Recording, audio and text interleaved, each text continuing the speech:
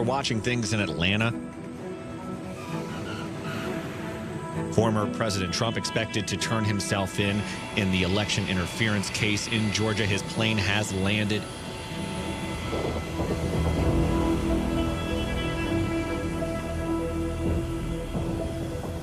Now he's headed to the Fulton County Courthouse, where he will be booked on the allegations for the 2020 election. Thank you very much. The state of Georgia has brought criminal proceedings against former President Donald Trump for one of the most audacious crimes in American history. He's charged with conspiracy to overturn the 2020 presidential election. The former president going inside the building right now. We may see a mug shot at the end of this, the first for a former American president. This film follows the people investigating Trump's alleged crimes before he has another chance to reach the White House. A criminal conspiracy to overturn the results of the 2020 presidential election in this state. The indictment brings felony charges against Donald John Trump,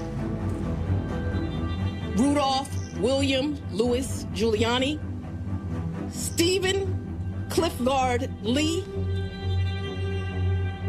We hear from those accused alongside Donald Trump. Travion C. Cootie. I practiced my mugshot for like 2 hours because I knew it was going to be history.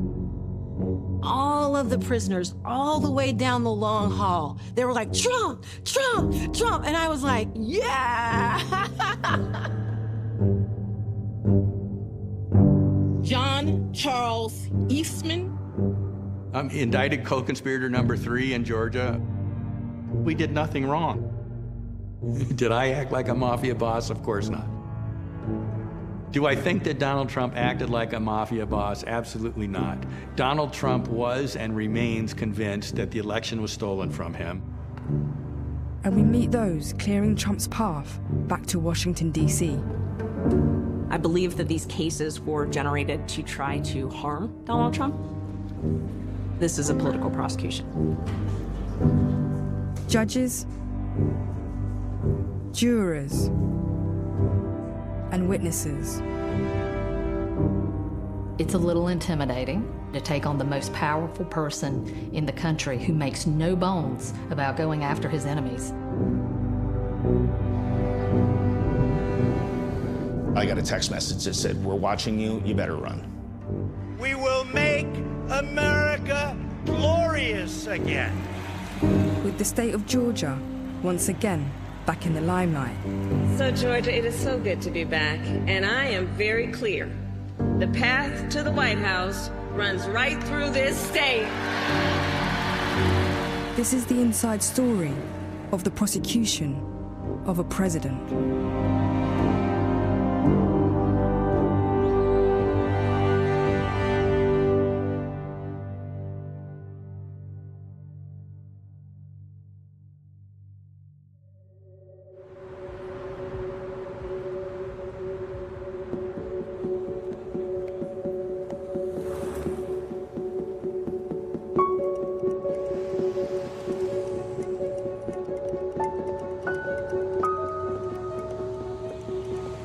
This is their last stop before they go to archive.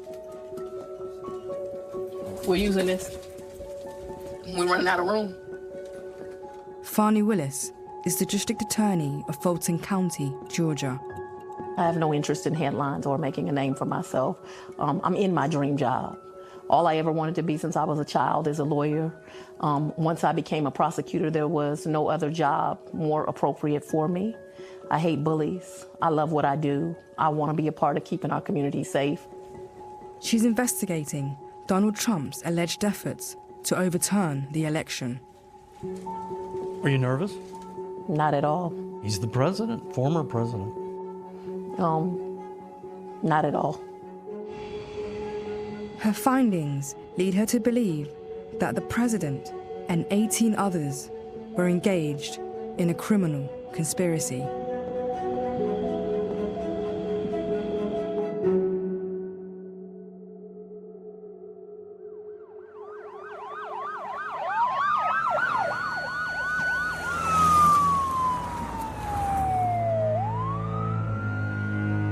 The case against him begins on election night, 2020. Polls have just closed in half a dozen states. The most closely watched state at this hour is Georgia, which President Trump almost certainly needs to win if he's to secure a second term. In the key swing states, the vote margins are razor thin, especially in the state of Georgia. A few hours earlier, Trump was leading in Georgia, but as results come in from different districts, it begins to look like Trump might be in trouble. Georgia right now, President Trump's lead over Joe Biden is continuing to shrink. Democrats are dominating the mail-in voting, dominating with a capital D. Major news networks are projecting that Biden will secure Georgia and therefore the presidency of the United States. Ladies and gentlemen, the President of the United States, Donald J. Trump.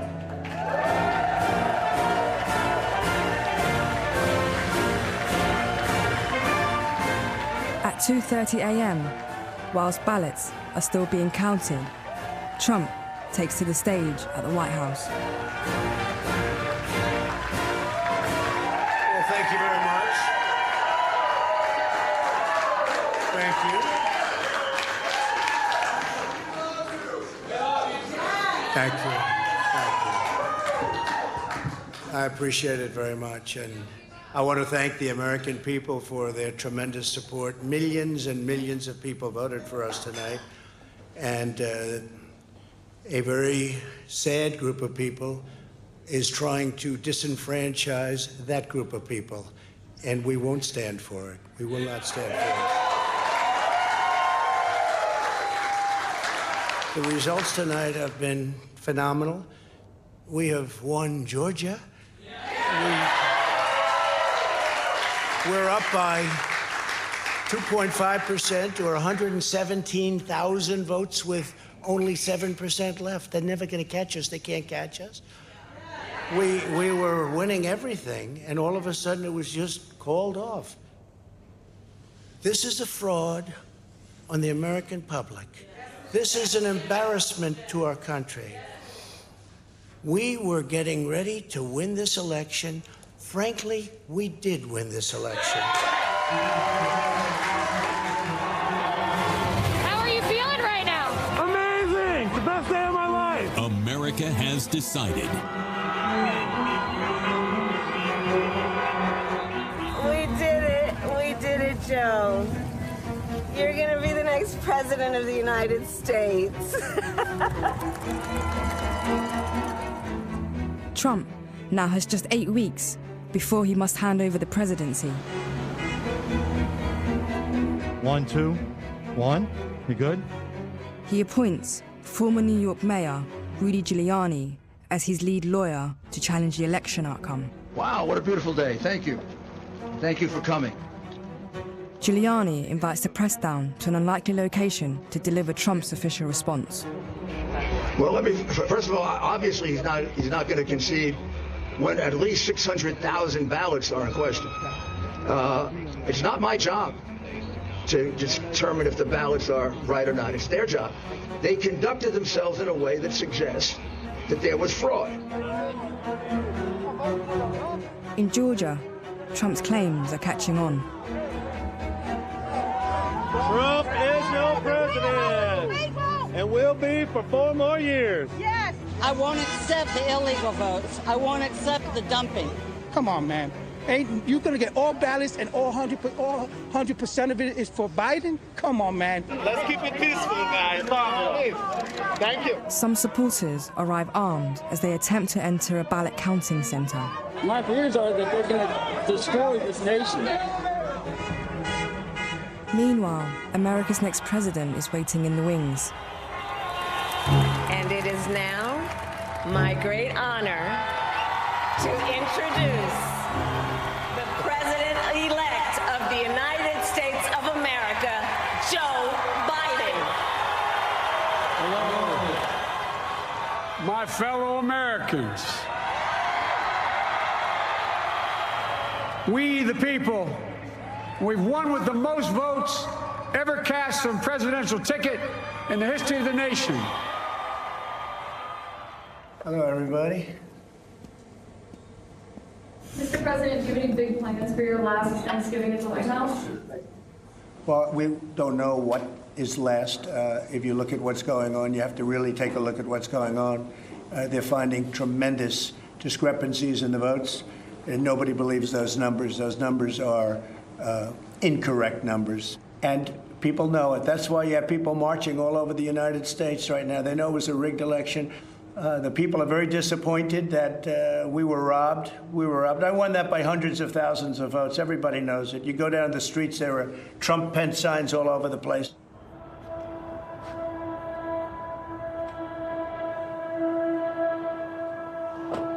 This is Brad Raffensperger. He's Secretary of State in Georgia and the most senior-ranking election official. President Trump declared that he won Georgia. And we just got a lot of, things that were alleged. What were some of the allegations that you were having to rebuff? They said there was 2,400 non-registered voters. There were 0. They said there were 66,000 underage voters. And there were 0. We did actually a 100% hand recount of every single ballot. We had 5 million paper ballots. And they pulled them all out, and they started counting every county and just added it all up to see what the difference was. And actually, President Trump did come up short by 11,800 votes. The Secretary of State, and whether he's Republican or not, this man, what he's done, he's an enemy of the people. It became apparent that he was committed to, what he had been told, and I was just committed to the facts and the rule of law. And they diverged. And at the end of the day, it was just stuff that was made up. But not all Republicans agree. 25 miles away, in a small suburb in northern Atlanta, lives Republican State Senator Brandon Beach. Welcome to my home. Come on in. Like many in his neighborhood, Beach voted for Trump, and in 2020 became a key Trump ally. MAGA stands for Make America Great Again. Who could be against making America great again? Ronald Reagan used that. And Trump, that's all he wants to do is make America great again. How could you be against that? And people say, oh, we're against MAGA. I don't get it. I want to make America great again for my grandkids. I know him, and so I have a tie to him, a personal tie, and I want him to win.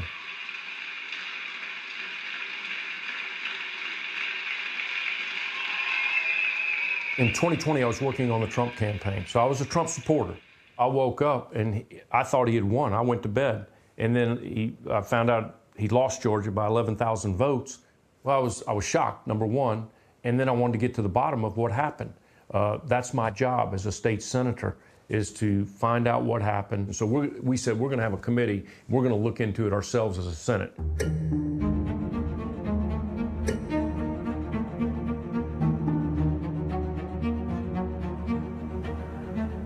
Brandon Beach teams up with other Republicans to investigate.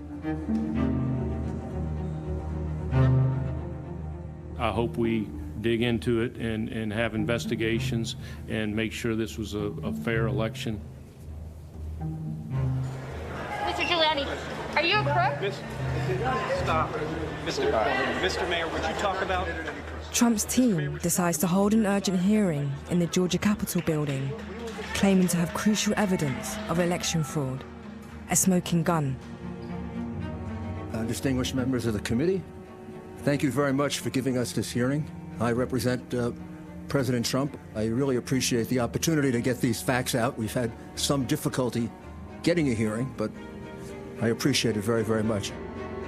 Meanwhile, Donald Trump is tweeting that everybody should hear this explosive evidence. I'd like to introduce Jackie Pick, who is going to introduce our video. If you would tell us your name and your position, please. So I'm Jackie Pick, and I'm here as a volunteer. I am a lawyer, but I'm not acting as a lawyer in this case. I'm just helping out the legal team here. A volunteer shows a surveillance tape produced by Trump's team that they claim shows election fraud in Atlanta, Georgia. We have the tape. You're looking at one big room here. This is where the absentee ballots and military ballots are being tabulated on Election Day. And you have, back in that corner, the press and the Republican observers. So according to the witnesses, the Republican observers, there is a lady who has blonde braids who comes out to announce we're going to stop counting. Everyone go home. And in fact, we see that. Everyone clears out, including the Republican observers and the press, but 4 people stay behind. Watch this table. There you go. So now they're going to start pulling these ballots out from under this table. I'm going to call it a suitcase. Containers for ballots. You also have boxes. Those are being moved around the room. You'll see them move into action and begin scanning ballots. So what are these ballots doing there, separate from all the other ballots? And why are they only counting them whenever the place is cleared out with no witnesses? One of them had the name Ruby across her shirt. 2 election workers are singled out. Ruby Freeman, a 62-year-old grandmother, and her daughter, Shay Moss. I was at that hearing. A lawyer out of Texas got up, never seen her before, had no clue who she was. She would describe in detail exactly what it was they were doing, but she would always put a spin on it. How many ballots went through those machines in those 2 hours when there was no one there to supervise, to be present? We believe that could easily be, and probably is certainly, beyond the margin of victory in this race. Do you have anything else that you'd want to point out about the video? I think that's everything, right? Okay. That's everything for now, yes. Okay. All right, thank you. Oh, I was disgusted. I was upset. I said, what's going on here? In the middle of the night, they're counting votes. Nobody's there to watch, and everybody was supposed to go home. And it's on video. They didn't know the video was on from a previous concert. Georgia election officials immediately begin investigating the claims that are being made. We looked through, because we were a law enforcement agency, we had 48 hours of tape to look through. We looked through it, we cataloged everything. It was found that as the count dragged on, some election workers decided to go home. But before they left, they placed ballots that had not yet been scanned in purpose-built ballot carriers. You can see, I think like 58 minutes earlier that night, they had placed the ballot carriers under the table just to get them out of the way. And they did it in plain view of the monitors and of the press who were all there. However, election officials wanted the count to continue, so Ruby and Shay, along with their colleagues who stayed behind, retrieved the ballots and continued to count. The Secretary of State's office, Georgia's Bureau of Investigation, and the FBI carried out a thorough investigation and later found no evidence of wrongdoing. When they showed it, they said factually incorrect things what was going on. They made claims that were not true. That video and that kind of narration probably was one of the single most destructive things that happened. Rudy Giuliani told state senators that this election night video shows people taking out at least 4 boxes of ballots and counting them after hours. Still, at the time, news networks broadcast the footage. Trump supporters widely share videos from Ruby Freeman's social media, identifying her. So anyway, I'm going back to work now. Hey, Renee, I love y'all. I love y'all so much. Thank you. I'm glad you like my eyewear. And Giuliani's false claims continue. Earlier in the day, these two were engaged in another apparent voter fraud in which they were passing around USB ports as if they're vials of heroin or cocaine. I mean, it's obvious to anyone who's a criminal investigator or prosecutor, they are engaged in surreptitious illegal activity again that day. And that's a week ago, and they're still walking around Georgia lying. They should have been questioned already. Their places of work, their homes should have been searched for evidence of ballots. It's available to 300 million Americans to watch.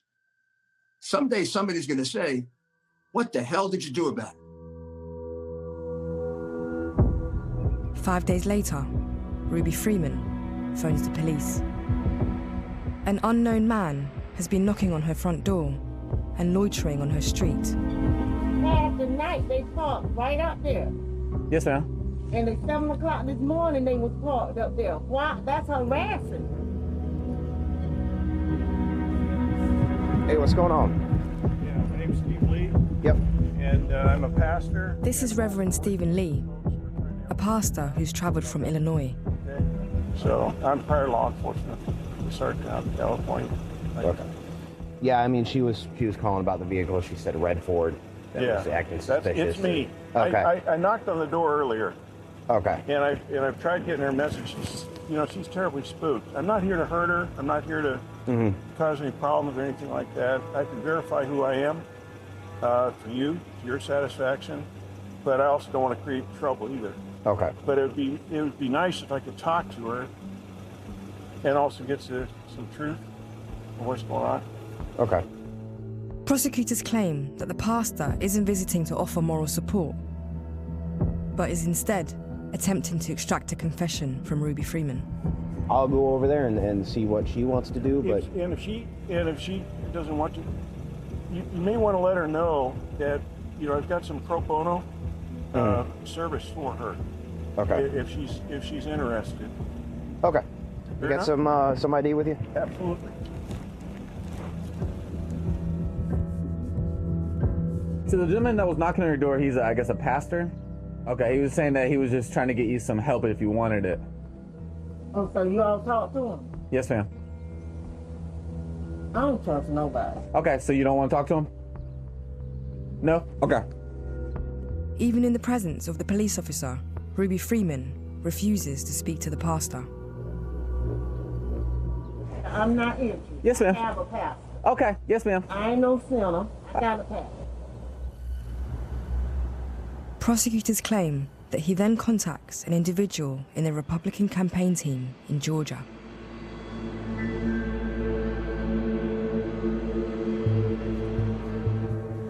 They dispatch Trevian Cutie, a crisis manager. She flies over 700 miles to make direct contact with Ruby Freeman. Ruby rings the police again. Yes, I'm Ruby Freeman. I have different people coming saying it's just a matter of time that they are going to come out for me and my family. I need an officer to come out. Okay. Have they made threats tonight? No, but they want to talk with me. They've gone to my mom's house at her address saying that I need help. This time they saying they came all the way from Chicago because they heard about the incident. Who would come all the way from Chicago to talk to me?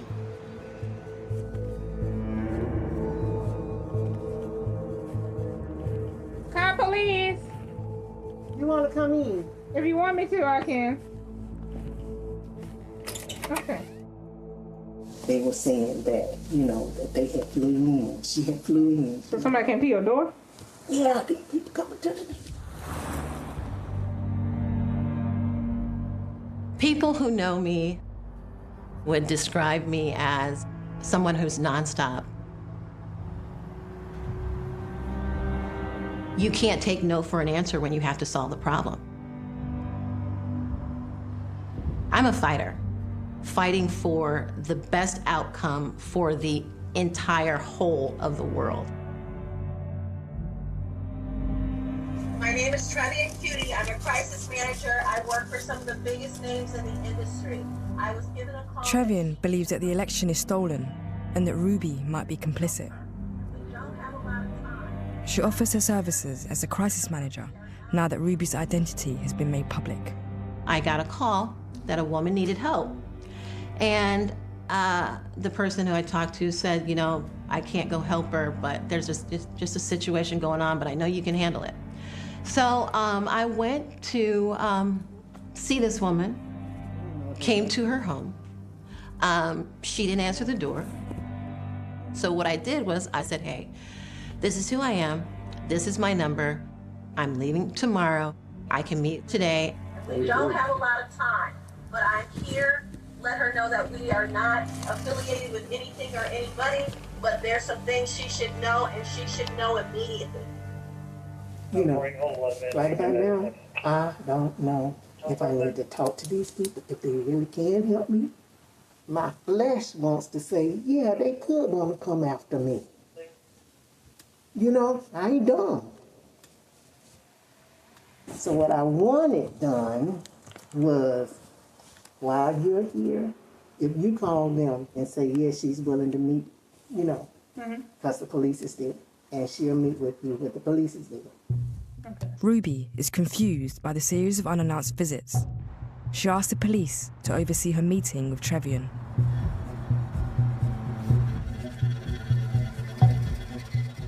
I get a call from a deputy from the Cobb County Police Department saying, are you so-and-so and so-and-so? Did you come to so-and-so? I said, yes, I did. Well, she'll meet you at the police station. So we all go to the police station and boom.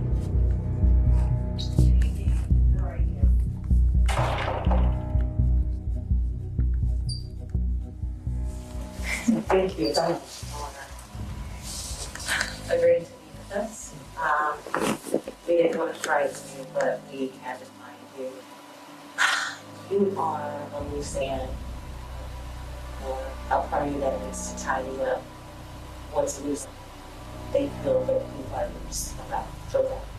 And that's really why I'm here. According to the prosecution, Trevian is attempting to coerce Ruby into admitting election fraud. The stakes can be higher. If Trevian succeeds, she'll give Donald Trump a real chance to overturn the election result. We would like to let you know first and foremost, we have put in place that a way to move you, to secure you, to get you to a place to where you can see what's on the table. I would like to connect now on the phone Harrison Cole, who would be taking this situation to a detailed level for you to let you know exactly what is at stake, what choices you have. But Harrison Ford would be the person to connect you to people who can give you as much sovereignty as we can find for you, for safety that we find for you at this moment. Trevian Cutie now asks to be left alone with Ruby Freeman. The officer, this is at this moment a conversation between private citizens. I'm hoping that you are trusting that this information doesn't go any further. I can step over there if you're comfortable. That's fine? Yeah, I want her to be comfortable, but I also want to advise her that there are federal people who are involved here that I don't know who is connected to who. Miss Freeman, I can step right there if you're comfortable with that, okay? And if you need me, holler, I'll be down that hallway right there. So that's just right. Thank you so much. You're welcome.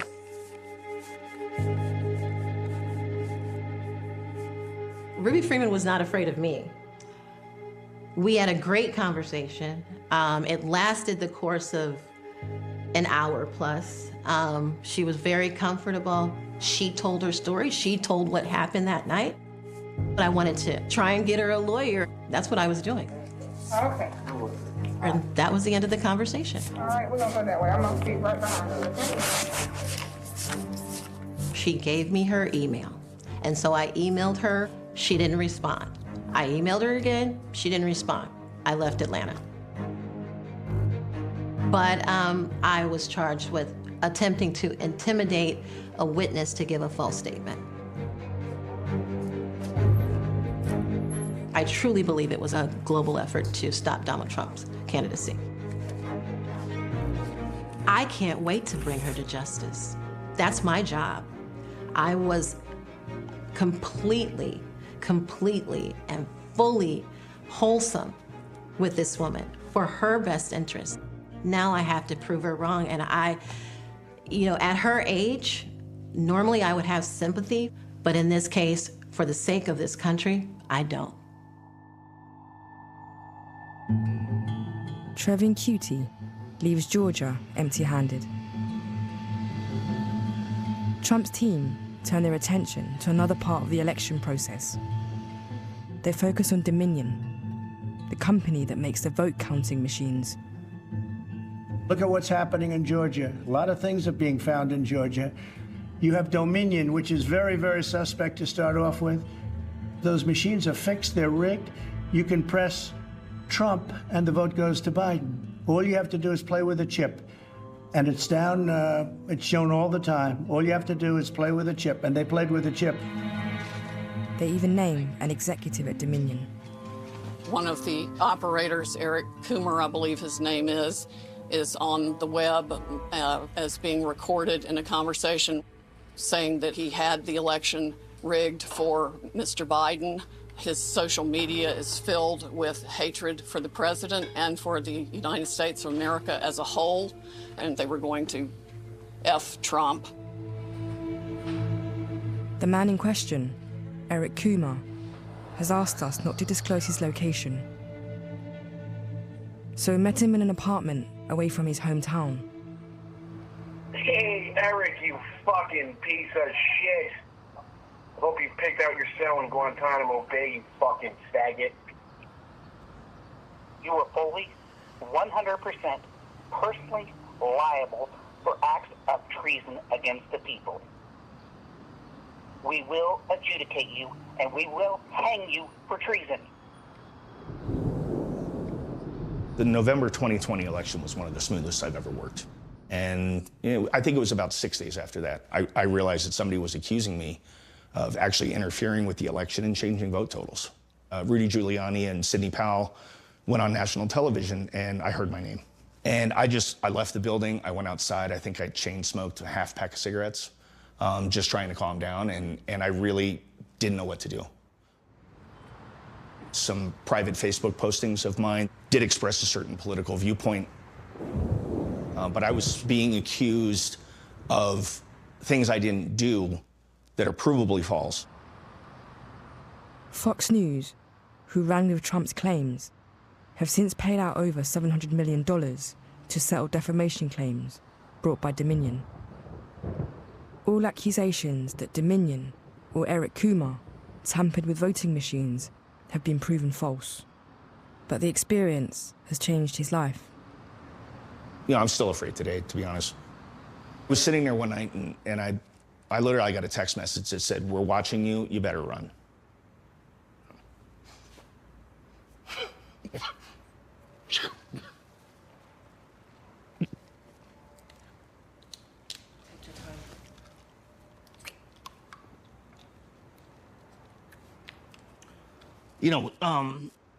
I jumped up out of my couch. All my blinds are, I haven't opened my blinds in years. At that moment, I really thought, I feared for my life. Yeah.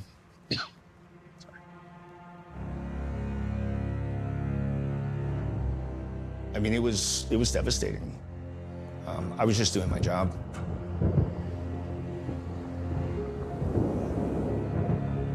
Hello, America. Welcome to Life, Liberty, and Levin. We have a great constitutional scholar tonight. John Eastman, how are you? I'm well, Mark. Dr. John Eastman. It's at this point that Trump decides he needs some constitutional advice, and he turns to a little-known expert who sometimes appears on Fox News. The special prosecutor, the Department of Justice itself, the Attorney General have no powers under our Constitution that aren't derived from the president. Eastman is a professor at Chapman University, a small private college in Orange County. He remembers the first time President Trump reached out to him. I got a call from the White House switchboard and said, "Please hold for the president."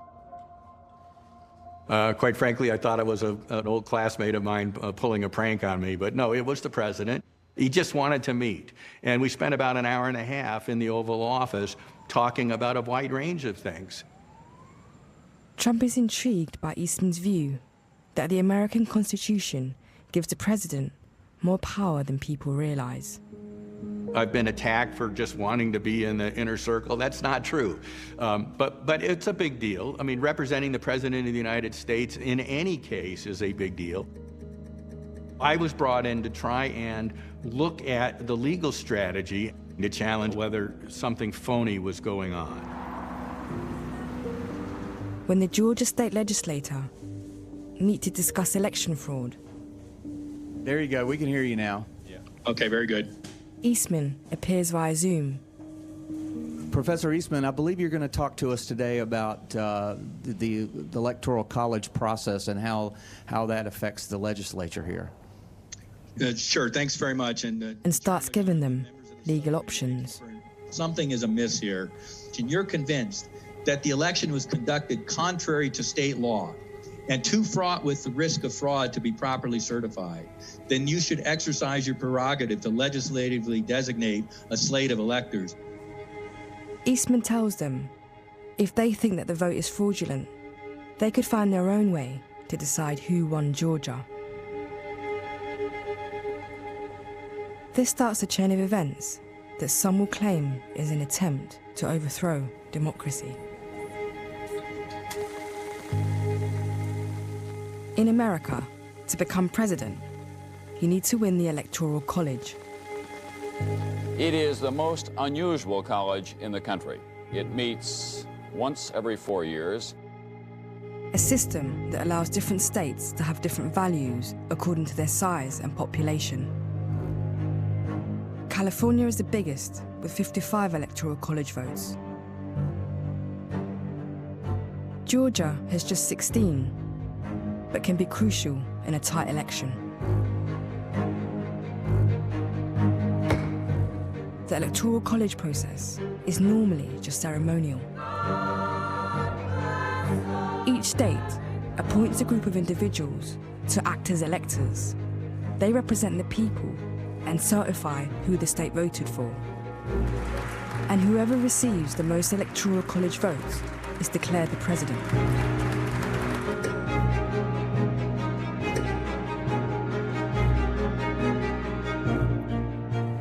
So honored to be with this group today as we officially cast Georgia's 16 Electoral College votes for President-elect Joe Biden.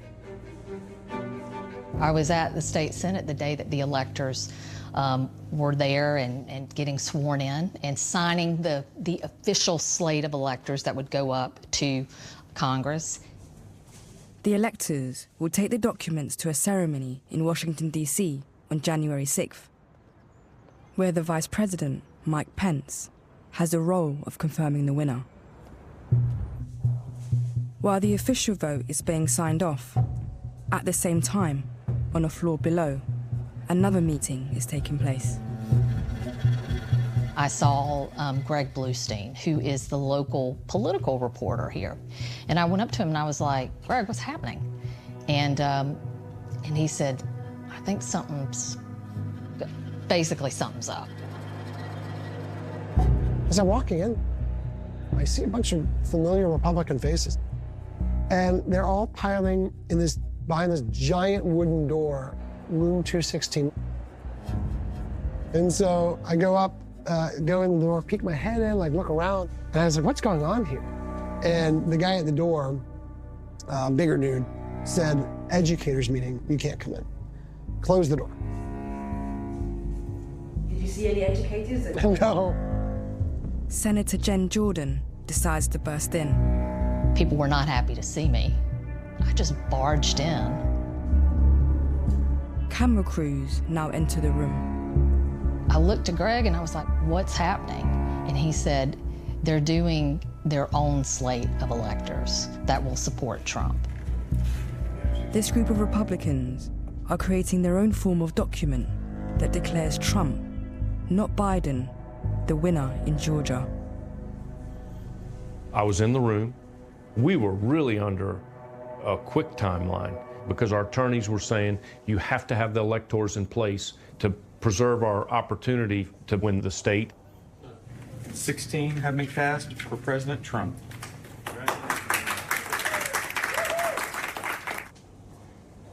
I'm called the architect of what they call the, quote, fake elector scheme.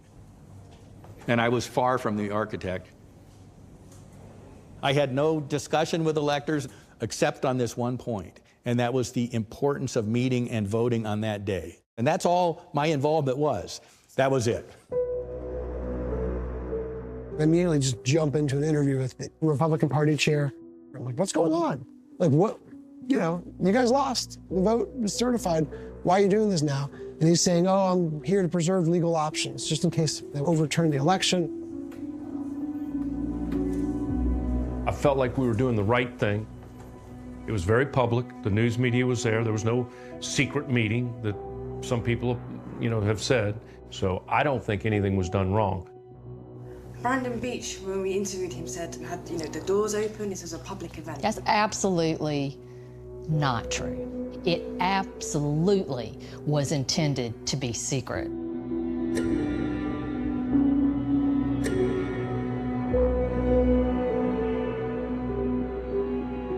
Now Trump enters the fray. He calls Brad Raffensperger, the Secretary of State for Georgia. Trump doesn't know that their call is being recorded, and these are excerpts from their hour-long conversation. Look, Brad, I have to find 12,000 votes, and I have them times a lot, and therefore I won the state. I need 11,000 votes. Give me a break. The day that President Trump and I had our phone call, Tricia and I were at home, and she kind of looked at me, and I kind of looked at her, and kind of think that her dad grew up very poor. They would never think that I'd actually have that phone call, you know, with the President of the United States of America. Neither did I. And so I wanted to make sure that I was respectful to his positional authority. Mr. President, you have people that submit information, and we have our people that submit information, and we have to stand by our numbers. We believe our numbers are right. You know, you don't care about anything. Your numbers are right. But your numbers aren't right. They're really wrong. So tell me, Brad, what are we going to do? We won the election, and it's not fair to take it away from us like this. And you can re-examine it, but re-examine it with people that want to find answers, not people that don't want to find answers. Well, Mr. President, the challenge that you have is the data you have is wrong. You should want to have an accurate election. And you're a Republican. We believe that we do have an accurate election. No, you don't. No, you don't. You don't have, not even close. Why wouldn't you want to find the right answer, Brad, instead of keep saying that the numbers are right? Why do you keep fighting this thing? It just doesn't make sense. And you would be respected, really respected, if this thing could be straightened out. Brad, we just want the truth. It's simple. Let the truth come out. So I wanted to make sure it was a respectful conversation. And then I was hoping that as we had a conversation, I could help understand exactly those data points. I didn't know what he knew and what he didn't know. And so we had a conversation. I believe you'll see that I was respectful.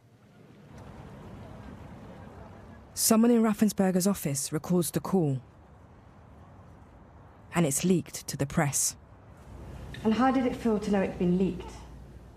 I'm not altogether surprised. I don't know how many copies, of that conversation were made.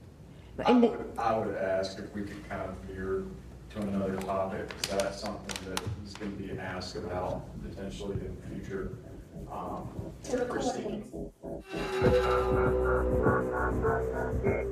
News of Trump's phone call is going viral. His focus turns to his vice president, Mike Pence. He's the person in charge of the Electoral College ceremony that chooses the next president.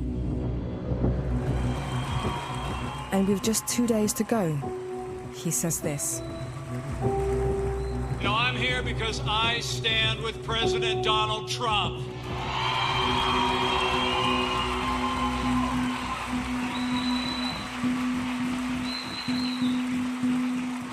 You know, I know we all got our doubts about the last election.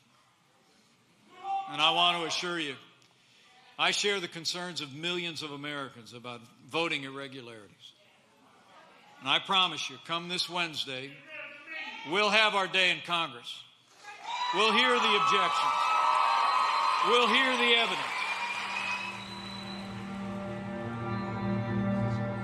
Donald Trump invites Mike Pence to spend some time with Eastman in the White House. According to the prosecution, Eastman and Trump will pressure Pence to not certify the election. So I get asked to come to the White House. Donald Trump was and remains convinced that the election was stolen from him. I think he's right about that. It was clearly an illegal election. We had this meeting, it lasted an hour, hour and a half. The vice president had his chief of staff and his general counsel. And the conversation began by talking about, did the vice president just have the authority to unilaterally reject the Biden electors because they were suspicious or contested? And the president asked me to just explain the underlying constitutional analysis to him and to the vice president. Trump argues that Pence has the power to reject electoral college votes. But Pence seems to have concerns. The vice president turned to me at that point and said, do you think I have such authority? And you know, this is seared into my memory. Mr. Vice President, it's an open question. It's never been resolved. But that's why we think you should accede to the request from hundreds of state legislators to give them a little bit time to assess the impact of the illegality. And that was the advice given in that meeting. Pence played this close to his vest. He was actively suggesting that he was going to exercise some authority. People were talking about the various scenarios, which is why I was asked to kind of put everything that's being talked about down on paper so that we kind of know what the universe of things we ought to be considering is. And that was the extent of it.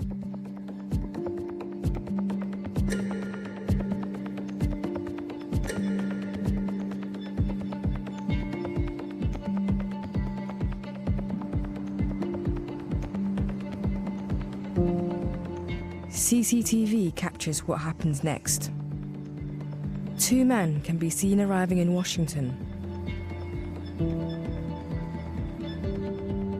They're Trump's men, arriving with documents certifying fake electoral college votes for Trump to be given to Mike Pence.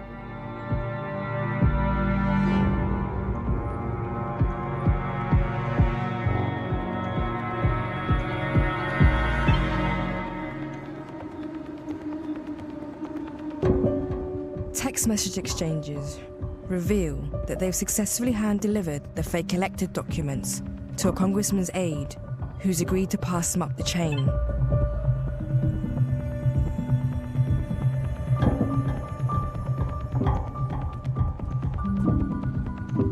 And what becomes clear is that Trump's team has been trying alternate electoral college schemes, not just in Georgia, but in almost all the swing states.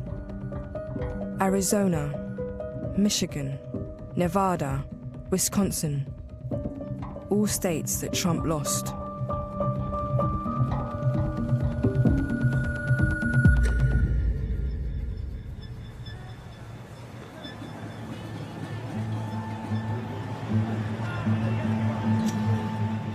In Washington, Trump has spent the morning on the phone to Mike Pence to persuade him to stop the certification. He's also called on his followers, who are now gathering in their thousands. Americans were coming in from every part of the country, by plane, by bus, by motorcycle, by skateboard, however they could get here. Lee Greenwood was playing God Bless the USA, but you can only listen to that soundtrack so many times in the same rotation. And so the rally organizers called over to Rudy and asked if he could come say a few words, and he asked me to go along with him. Hello, everyone. We're here just very briefly to make a very important 2 points. Number one, every single thing that has been outlined as the plan for today is perfectly legal, that the Vice President can decide on the validity of these crooked ballots. It is perfectly appropriate that the Vice President can cast it aside, and he can do what a president called Jefferson did when he was Vice President. And let me ask Professor Eastman to explain. Eastman steps up to make his case to the people. America's mayor, wonderful. Hello, America. Sorry, I had to say that. Look, we know there was fraud, traditional fraud that occurred. The machines contributed to that fraud. And all we are demanding of Vice President Pence is this afternoon at 1 o'clock, he let the legislatures of the state look into this so we get to the bottom of it and the American people know whether we have control of the direction of our government or not.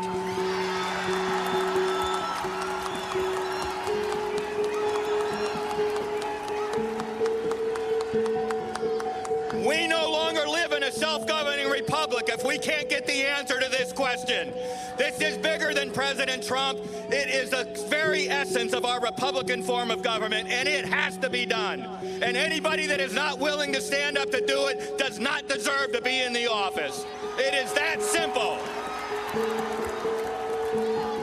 Is it still the land of the free and the home of the brave? Or is it becoming the land of the coward and the home of the slave? Let's have trial by combat. My 3 minutes was a little bit before 11 a.m., and then we sat there in the kind of reserve section right at the front until the president came out.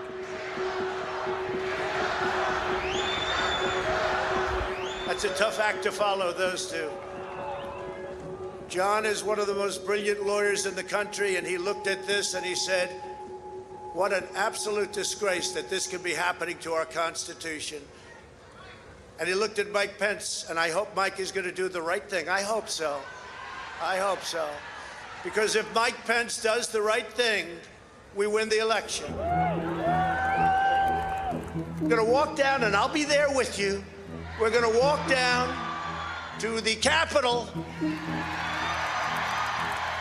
and we're going to cheer on our brave senators and congressmen and women. Something's wrong here. Something's really wrong. Can't have happened. And we fight. We fight like hell. And if you don't fight like hell, you're not going to have a country anymore. As the crowd marches towards the Capitol, Eastman and Giuliani head down the road to the Willard Hotel. Rudy and I wanted to be back at the office that we had set up at the Willard Hotel, which is only a block and a half away.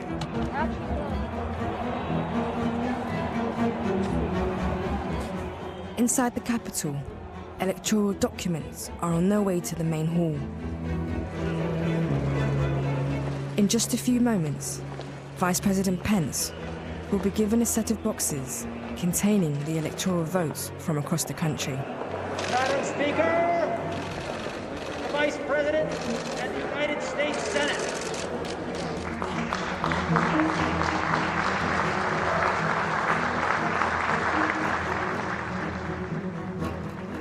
There is all this pomp and circumstance and procedure that goes around the Vice President finally saying, this is the winner of the presidential election. The states will announce their votes in alphabetical order, and Pence will have to decide what to do. Let's go. Let's just start. Okay. Madam Speaker and members of Congress, pursuant to the Constitution and the laws of the United States, the Senate and House of Representatives are meeting in joint session. The tellers will count and make a list of the votes cast by the electors of the several states. As the crowd continues its march towards the Capitol, Eastman and Giuliani are in their hotel operations room. We were at the Willard to field questions from any members of Congress about the evidence because they were going to be objecting to what we thought were illegal votes. The first swing state to declare is Arizona.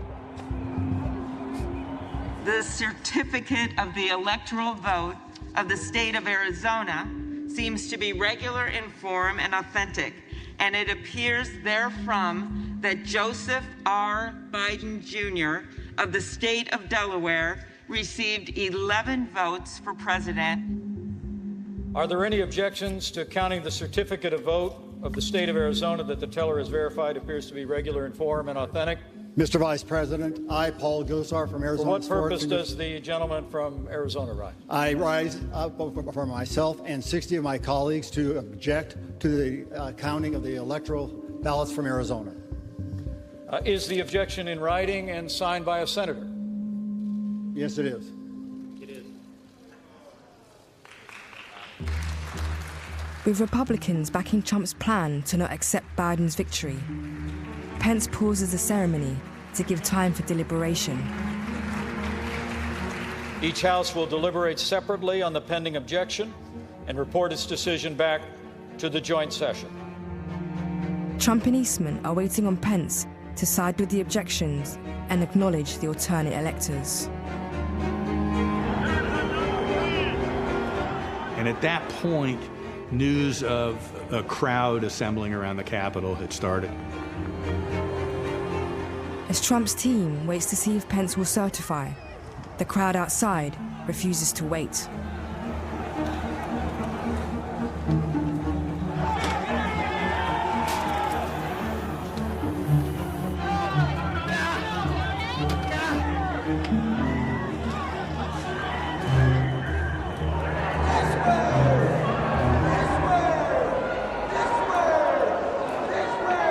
My challenge today is not about the good people of Arizona.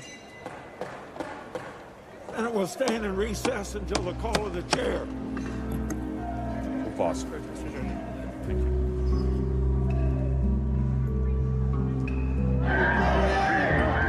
Certification is stopped. And security rushes to evacuate Mike Pence. Lawmakers barricade themselves in offices and hide. Where are we going? Rayburn. Rayburn? On the ground. It takes 4 hours for riot police to clear the Capitol building. 4 people die in the crowd. 1 person is shot by a police officer. And an officer defending Congress dies after being attacked by a mob. A shaken Congress returns to the Electoral College to complete the ceremony. To those who wreaked havoc in our Capitol today, you did not win.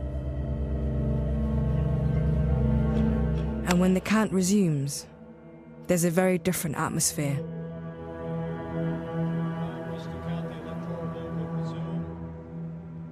This certificate from Georgia, the parliamentarians advised me, is the only certificate of vote from that state that purports to be a return from the state and that has annexed to it a certificate. Pence refused to accept the Trump elector certificates. As I understand it, they were all there with the archivist, and they just never got presented. He refused to open any of those, saying because they didn't have a governor's certificate, then they're not valid. He knew they were there. He knew they were there. Thank God he did the right thing. That actually may have helped save our democracy at the end of the day. They dismissed the Republican challengers, and Joe Biden is certified as the winner of the 2020 presidential election. The votes for President of the United States are as follows. Joseph R. Biden Jr., of the state of Delaware has received 306 votes. Donald J. Trump of the state of Florida has received 232 votes. The report we make is that Joe Biden and Kamala Harris will be the president and the vice president according to the ballots that have been given to us.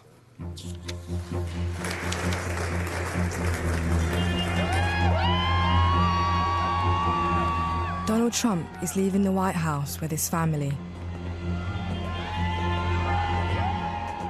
He makes it clear that this is not the end. So just a goodbye. We love you. We will be back in some form.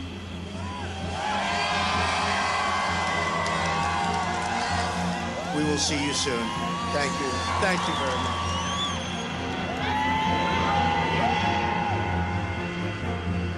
January 6th will come to be seen as the day that Donald Trump attempted to overthrow American democracy. What Trump doesn't know yet is that a district attorney from Georgia has been keeping an eye on him.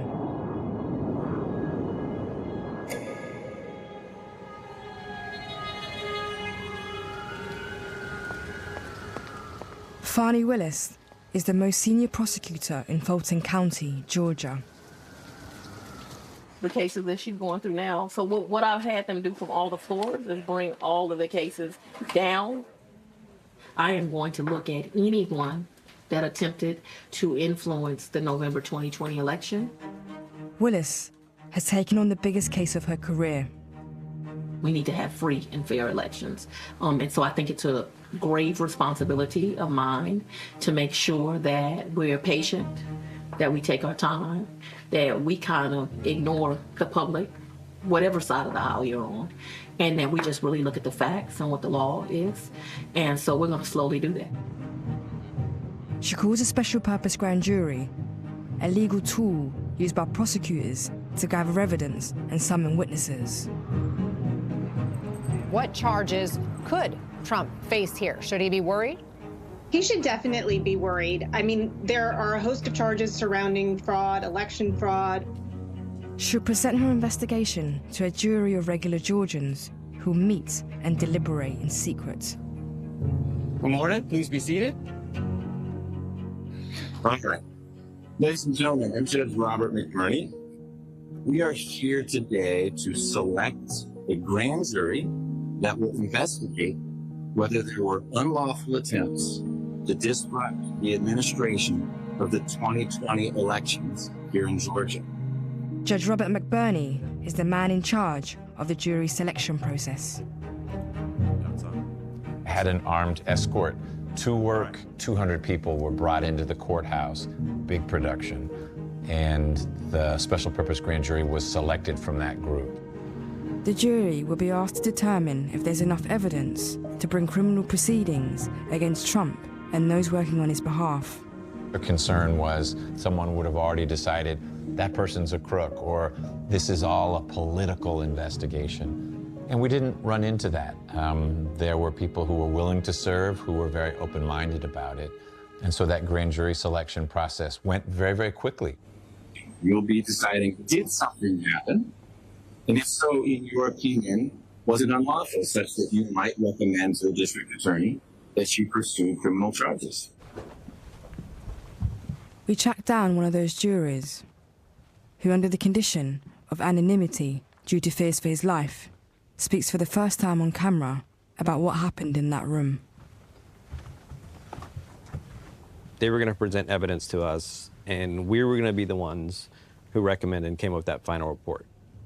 I think it being a former president that we're investigating, that's never happened in the United States. The jury hears gripping testimony from Ruby Freeman, the Georgia election worker who was filmed counting ballots on election night.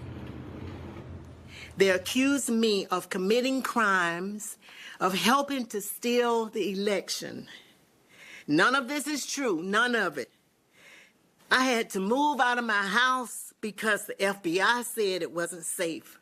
Friends and members of my community were afraid to even be associated with me because they didn't want to get caught up in the harassment.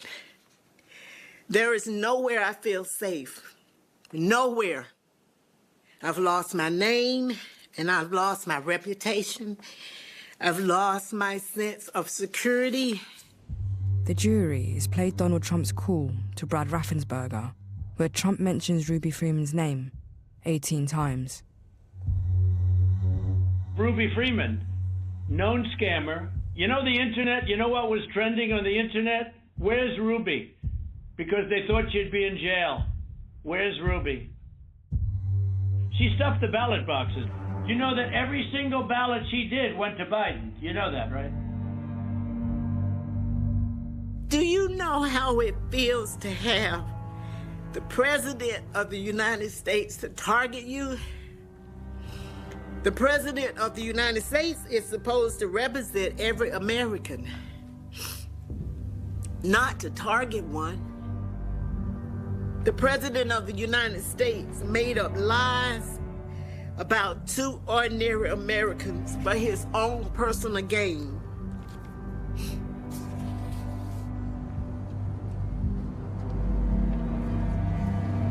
Ms. Giuliani, when you met with Georgia lawmakers, did you lie to them? I'll talk about this until it's over. It's a grand jury, and grand juries, as I recall, a secret. Do you believe President Trump is the ultimate target of this investigation? Well, I'm not going to comment on the grand jury investigation. What do you think their ultimate goal is here? I know more about it. Rudy Giuliani is summoned to Georgia to testify. Rudy Giuliani came in smiling and in a really good mood and waved to everybody and said good morning, those kind of things. Then he just, for the most part, proceeded to plead the fifth. Essentially no comment. He was kind of one of the ones that bothered me because a lot of the people who were out there saying all of these things, making all these allegations, when there was asked for evidence or anything else, there was no evidence to back it up. You go into those Senate hearings knowing the impact that it's going to have on these people, or you know and you just don't care. They're just throwing whatever they can at a wall. Let's see which one of these stick. The deeper Fani Willis gets into her investigation, the more she's asked about her decision to take on such a high-profile case. Are you worried that former President Trump could somehow be able to avoid, delay, what's going on with your investigation? No. Why is that? What gives you that confidence? This is a criminal investigation. We're not here playing a game. I plan to use the power of the law, and my job is to make sure that we get the evidence that gives us the truth. I'm not concerned at all about games to delay this. Next, jurors are shown CCTV images from inside an elections office in Coffee County, southeast Georgia. In the footage, it seems that a bail bondsman with family ties to the Trump campaign is given instructions to computer experts who appear to be hacking into the Dominion software. They use their own USB drives to access sensitive voting data in Georgia. That part was infuriating too. All they're looking at is votes and who voted for who. That's private information. And they just were able to go in there. They could have looked up me personally if I had voted in Coffee County and who I voted for. I started realizing that the criminality was kind of there. All the people, everything that happened in Georgia kind of spiraled out and had these tentacles going into, the White House. Next, Dominion workers are called in, including Eric Coomer. We took the secret entrance into the courthouse, had an armed escort. He just asked me questions. I felt it was really important to participate in this and to try to bring to light what are some of the outcomes and sort of the ripple effects of all of these lies and accusations.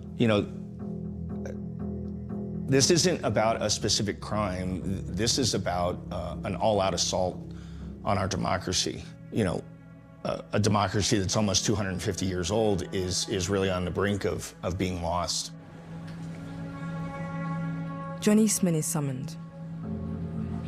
The grand jurors themselves were kind of seated auditorium style. You know, there were tables up front and there were kind of auditorium seats. Eastman is also being investigated in other states. Dr. Eastman, did you advise the President of the United States the Vice President could reject electors from 7 states and declare that the President had been reelected? He also pleads the fifth, or no comment, to the special grand jury. Most of these people are attorneys, devoted their lives to the law, and just to be that arrogant to where you just think, I can just do what I want, it'll be fine. I never was convinced that Eastman and all of them actually thought there was a conspiracy. I think they were just saying it to try and get to their end results. I don't think any of those people ever really believed, most of it. I don't think Trump ever believed that the election was stolen from him. I think they just say it to get the impact they want from the people who vote for him. Once all these legal battles failed, all you had left was January 6th, where you could go and say, let's put this on Mike Pence to overturn this for us. And he refused.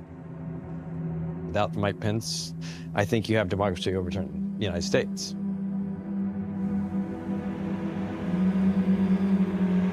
While the special grand jury deliberate the evidence before them,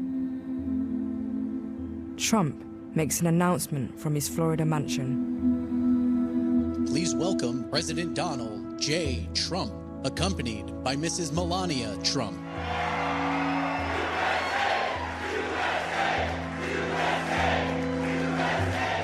Ladies and gentlemen, in order to make America great and glorious again, I am tonight announcing my candidacy for President of the United States.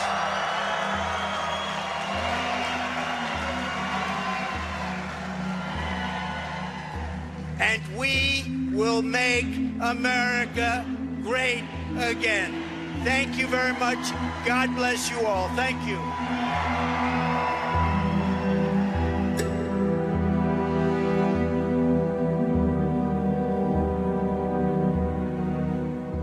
At the Fulton County Courthouse, anticipation is in the air.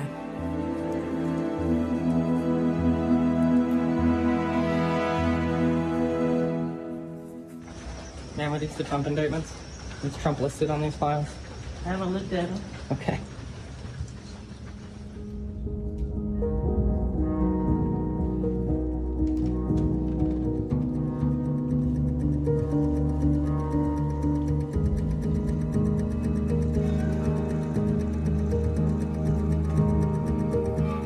Thank you for joining us.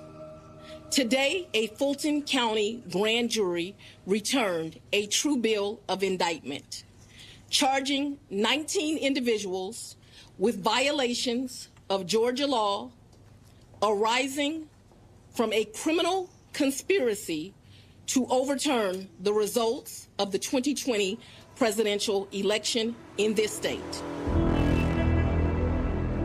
Fani Willis now prepares for a full criminal trial and summons the key defendants. Mr. Giuliani! Mr. Giuliani! Fani Willis will go down in American history as having conducted one of the worst attacks on the American Constitution ever when this case is dismissed.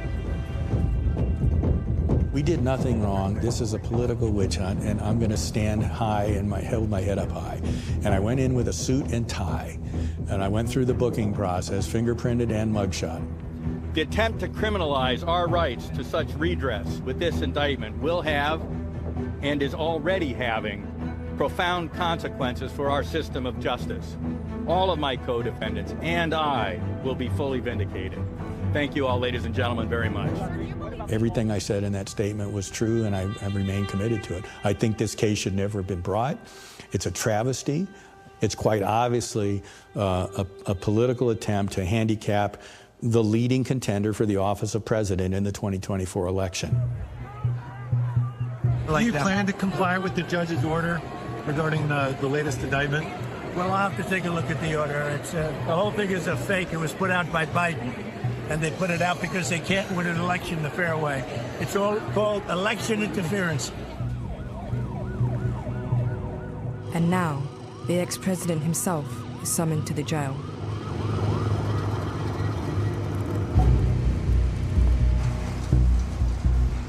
I was out here by myself, literally pacing around out here.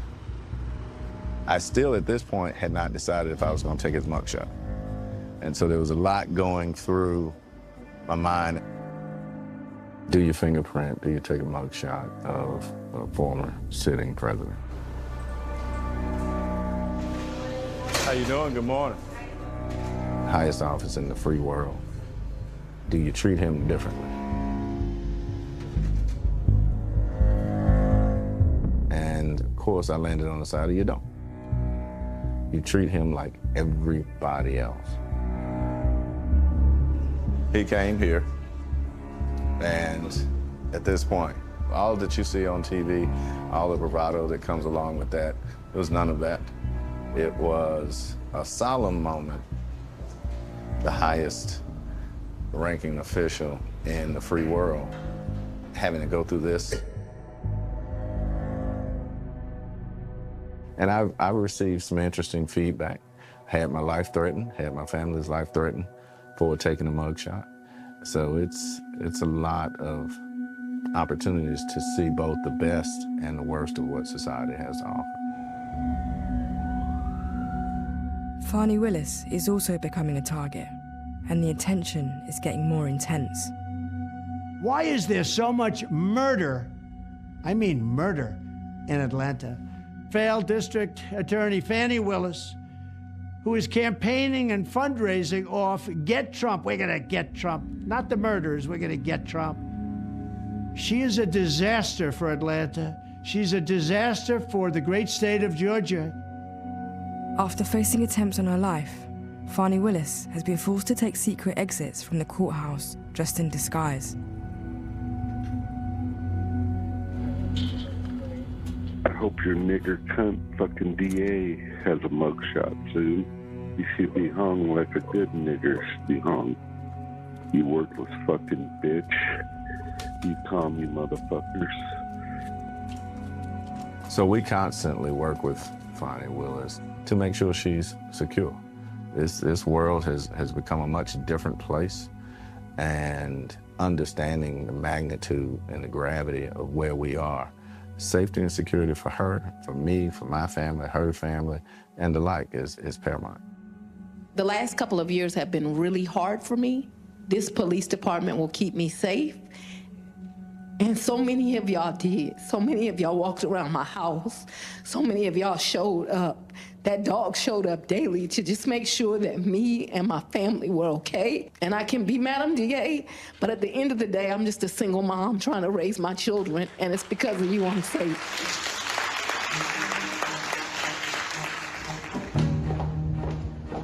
Despite the threats, Fani Willis sets a trial date. Denying all charges, Trump assembles his legal team in Georgia, and they prepare for the unprecedented criminal trial of a former president. So, Judge, here for the state is myself, Nathan Wade. Donald Wakeford is here as well. As the prospect of jail time becomes a reality, some of Trump's co-defendants are pleading guilty. 5 counts of conspiracy to commit intentional interference with performance of election duties. Guilty. Hall pleaded guilty to 5 misdemeanor charges and first of the 19 co-defendants in this Georgia election subversion case to cut a deal with the district attorney's office. This is potentially a devastating development for Donald Trump. Sidney Powell is going to testify for prosecutors. Sidney Powell, the pro-Trump lawyer who targeted Eric Kumar. How do you plead to the 6 counts of conspiracy to commit intentional interference with performance of election duties? Guilty. Ken Chesbro, the man who hand-delivered the fake elector documents to Washington. It is your decision to waive these rights and enter into this guilty plea because you are in fact guilty. Yes. Jenna Ellis, also on the Trump legal team, makes a statement. I failed to do my due diligence. I believe in and I value election integrity. If I knew then what I know now, I would have declined to represent Donald Trump in these post-election challenges. She then speaks to Trump's state of mind in the aftermath of the election. He said the boss is not going to leave under any circumstances. We are just going to stay in power. And I said to him, well, it doesn't quite work that way, you realize. And he said, we don't care. Now, Mike Pence publicly reveals what happened between him and Donald Trump. The president specifically asked me, and his gaggle of crackpot lawyers asked me to literally reject votes. The American people deserve to know that President Trump and his advisors didn't just ask me to pause. They asked me to reject votes, return votes, essentially to overturn the election, and to keep faith with the oath that I made to the American people and to Almighty God. I rejected that out of hand, and I did my duty that day.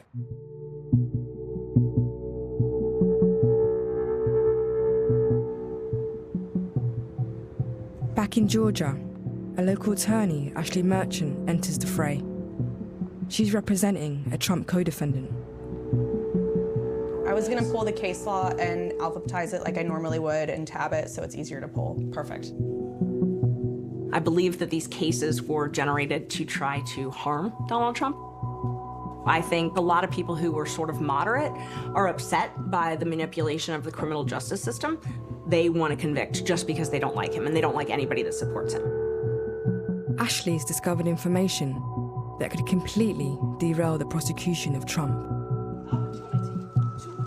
There are rumors going around that Fani Willis may be having a secret relationship with Nathan Wade, the next most senior prosecutor on the case. Ashley and Fani Willis have history. There had been a lot of rumors that there was a relationship. Nathan Wade is an attorney.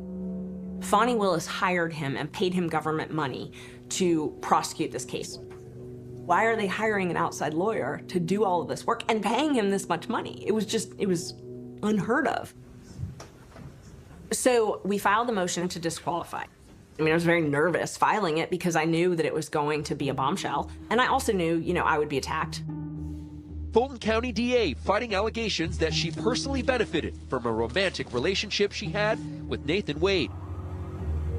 A judge allows Ashley to have her argument heard in court. After Nathan Wade gives evidence, Fani Willis's lawyer argues that she shouldn't have to take the stand. I don't believe that there can be a showing for the need for the district attorney to testify as well. Fani Willis decides that she, and not her lawyer, will defend her actions in court.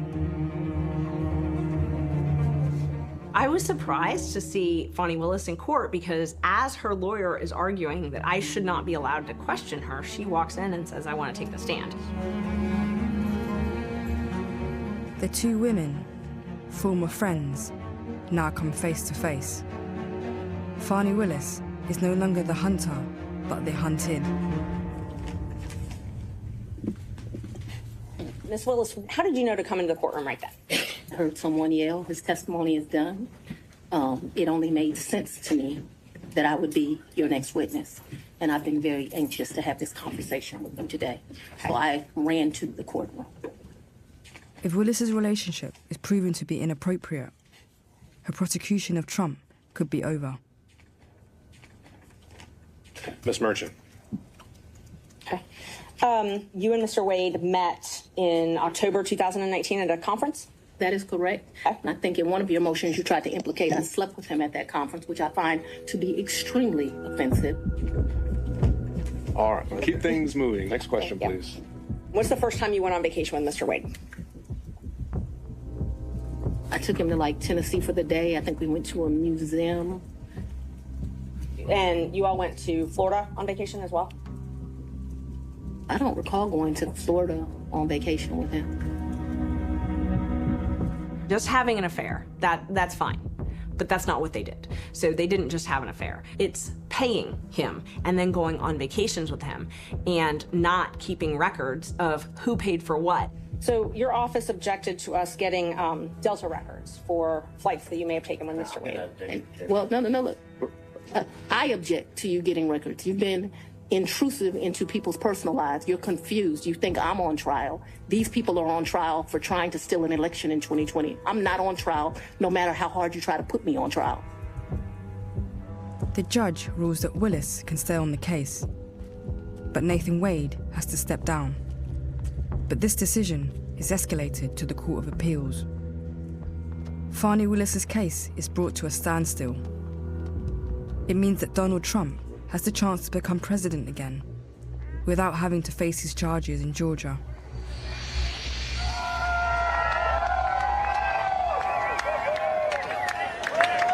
Well, I think that case has been totally discredited. It was a money-making scheme on behalf of her and her lover, Wade, Mr. and Mrs. Wade.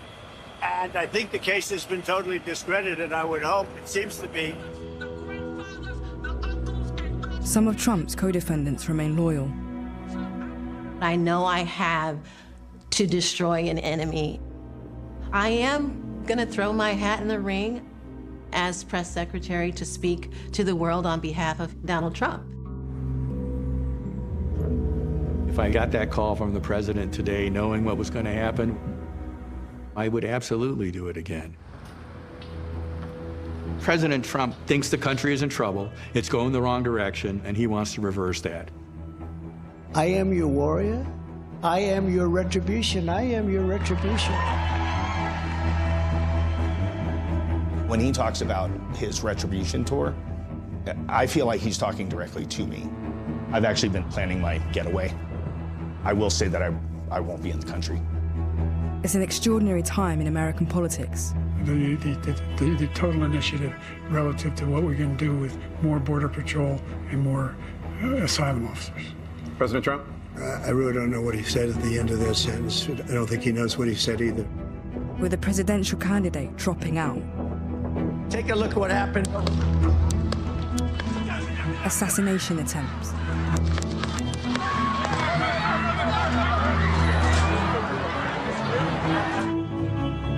And now, there's a new candidate who won't let him forget his criminal case in Georgia. Before I was elected vice president, I was a courtroom prosecutor. I took on perpetrators of all kinds. So hear me when I say, I know Donald Trump's type.